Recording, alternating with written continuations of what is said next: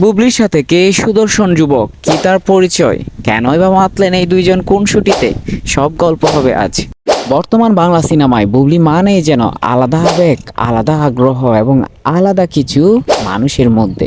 তাই তো বুবলির সাথে কাউকে দেখলেই যে কেউ মনে করেন তাহলে কে এই যুবক বুবলির সাথে, কী বা তার পরিচয় এবং কী বা তার সাথে সম্পর্ক। এর ব্যতিক্রম হচ্ছে না এই বেলায়ও।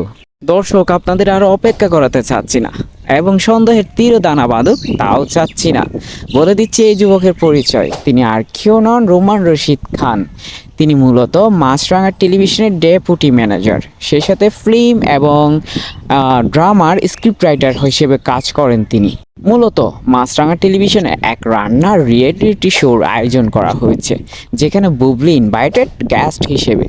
সেখানেই কাজের ফাঁকে তাই তারা দুজন ফটোশ্যুট করেন, যেগুলো নিমিষেই ভাইরাল হয়।